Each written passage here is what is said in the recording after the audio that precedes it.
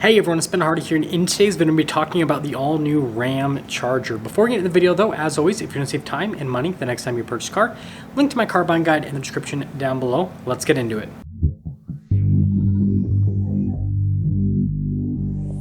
Let's talk about the RamCharger, and this is really exciting because the RamCharger is such a cool, iconic vehicle, right? Body on frame, rugged two-door SUV that is just frankly awesome, right? What more could you ask for? So if Ram's going to bring back the RamCharger, they need to make sure that they do the RamCharger name justice, unlike what Chevy did with the Blazer and the Trailblazer. So there's two different ways that Ram could bring back the RamCharger. Now, the first way I think is a little bit more likely.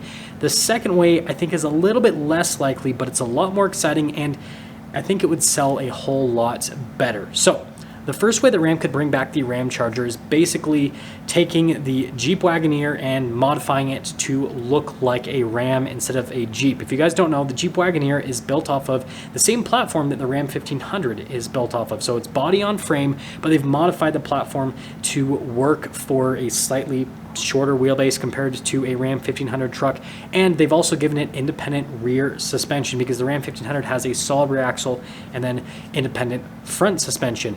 So basically, again, just take that platform, that setup, and just make it look like a Ram. And that's why I think this is pretty likely for the RamCharger, because from a cost point perspective, it's not going to cost all that much because it will share the platform, powertrains, all of that fun stuff. So with the Wagoneer right now, it has a 5.7 Hemi. If you jump up to the Grand Wagoneer, it has a 6.4 Hemi.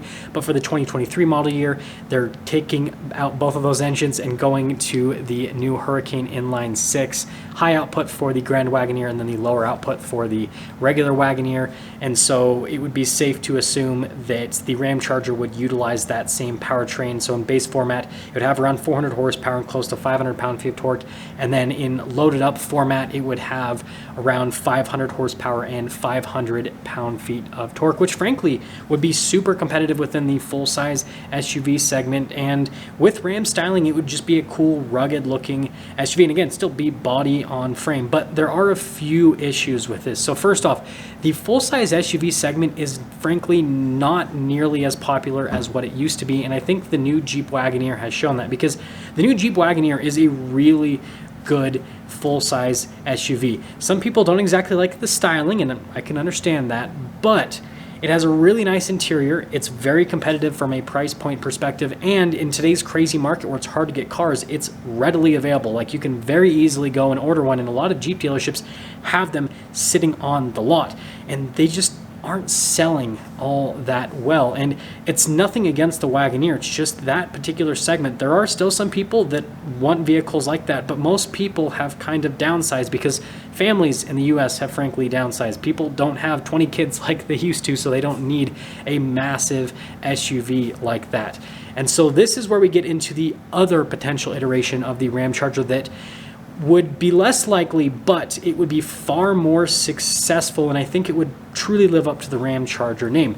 So what Ram could do is take the 1500 DT platform and shrink it even more than what they have with the Wagoneer, but keep the solid rear axle. And what they could do to help with the cost on this is actually use this platform for the new Ram Dakota. There was a lot of people in my Dakota video that actually suggested that, and I thought that was absolutely genius, right?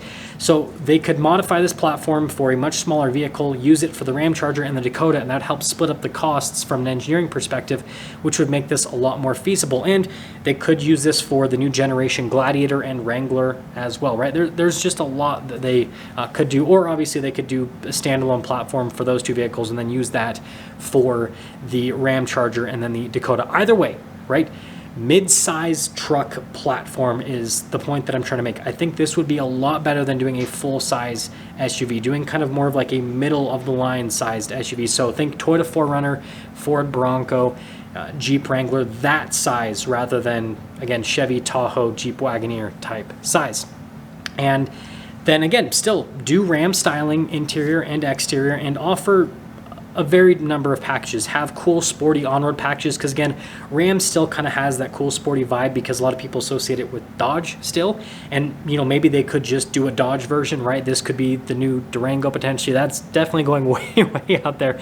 But they could have a Dodge version that would be super like sporty and have an SRT version, so on and so forth. But on the Ram side, we could have a rugged off-roader version. So we could basically have a RamCharger Rebel and then potentially even a RamCharger TRX. Now, this obviously not being, you know, a full-size SUV, being, you know, more of a mid-sized SUV, would not have the same powertrains that the Ram 1500 has. So it probably would never get a V8, sadly. I know you guys can play the world's smallest violin on that. But what they could do is a number of powertrains depending on where the vehicle lies in the lineup from a trim package perspective. So for the base model RamCharger, they could do the Pentastar V6 that they put in every single base model vehicle in their lineup, basically. So that would be a great entry-level engine with the 8-speed automatic. It'd get good fuel economy, and I'm sure a lot of people would just really like that. It works great in the Wrangler and the Gladiator, which again would be similar in size to this RamCharger. Now, moving from that to kind of the middle of the line, there's a bunch of powertrains that they could use for a middle of the line package. We've got the 2.0 turbo, which produces similar power outputs to the 3.6 liter V6, but it's better at high elevation, and it's generally a little bit more economical depending on how you drive it and where you live. And then obviously they have that paired with a hybrid system that's called the 4xe that would also be a great kind of middle of the line powertrain for this vehicle.